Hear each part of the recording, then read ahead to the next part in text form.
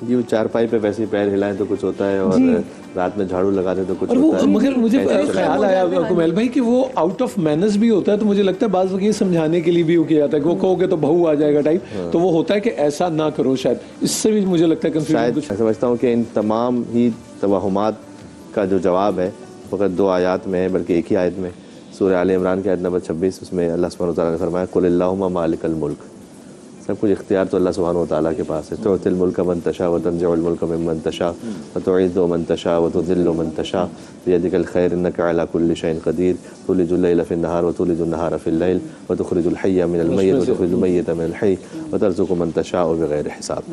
یہ اتنا ایک خوبصورت اور آفاقی اصول ہے کہ کہہ دیجئے کہ مالک الملک تو وہی ہے جسے چاہتا ہے تو ملک دے دیتا ہے, جس سے چاہتا ہے تو ملک لے لیتا ہے, جسے چاہتا ہے عزت عطا کر دیتا ہے, جسے چاہتا ہے ذلت دے دیتا ہے. اچھا, ملک کا الگ ذکر کیا, بادشاہت کا, اور عزت کا الگ ذکر کیا. ہو سکتا ہے کسی کے پاس بادشاہت ہو لیکن عزت نہ ہو سکتا ہے کہ پاس عزت ہو لیکن بادشاہت نہ ہو, اس لیے کہ یہ 2 الگ الگ چیزیں ہیں. ان کا الگ سے ذکر کیا گیا, ساتھ ملا کر ذکر نہیں کیا گیا.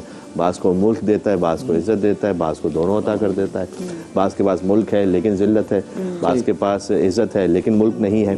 یہ سب ہے. پھر فرمایا کہ اور وہ چاہتا ہے تو بیدک الخیر, تیرے ہی ہاتھ میں خیر ہے, تو جسے چاہتا ہے بے حساب عطا فرما دیتا ہے. پھر کہا کہ تولج اللیل فی النہار وتولج النہار فی اللیل, دن کو رات میں داخل کرتا ہے اور رات کو دن میں داخل کرتا ہے. یہ وہ آج کا سائنٹیفک اصول ہے کہ جو بعد میں بہت زمانے بعد سمجھ میں آیا. دیکھیں آج کل اس وقت ہم گرمیاں ہیں, اب آہستہ آہستہ ہم گرمیوں کی طرف بڑھ رہے ہیں. تو گرمیوں میں دن بڑے ہوتے ہیں, راتیں چھوٹی ہوتی ہیں.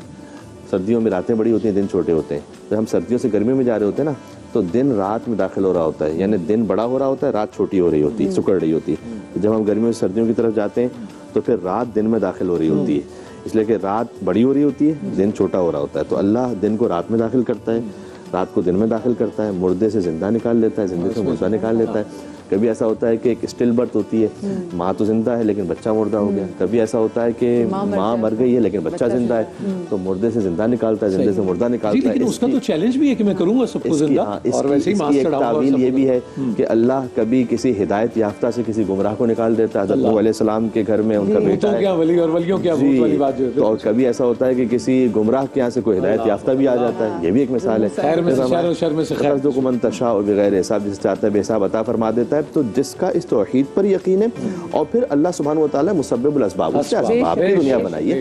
اسباب کی دنیا میں اسی نے یہ کہا. ایک نبی خدا کا واقعہ معروف ہے کہ جب وہ مریض ہو گئے تو لوگوں سے ظاہر ہدایت دینے کے لیے انہوں نے کہا میں اللہ پہ توکل کرتا ہوں, دوا نہیں لی, تو مرض ان کا بڑھتا گیا. تو اللہ سبحانہ وتعالیٰ نے کہا کہ جب تک آپ دوا استعمال نہیں کریں گے شفا نہیں ملے گی, اس لیے کہ اس دوا میں بھی شفا ہم نہیں رکھی, اس دوا میں شفا کہیں اور سے نہیں آئی. میں نے ایک ہاسپٹل بڑا خوبصورت سے لکھا ہوا دیکھا تھا کہ دوا عندنا و شفا عند اللہ. دیکھو دوا ہمارے پاس ہے, شفا اللہ کے پاس ہے. دوا ہمارے پاس ہے تو شفا اللہ کے پاس ہے. تو جسے اس بات کا یقین ہو جائے پھر وہ تمام لیکن آپ کی وہ چھوٹی اور راتوں سے مجھے خیال آیا کہ موسم کوئی بھی ہو, ہجر کی راتیں لمبی ہی ہو, دسمبر کی ہوتی ہیں, موضوع کچھ اور ہو جائے.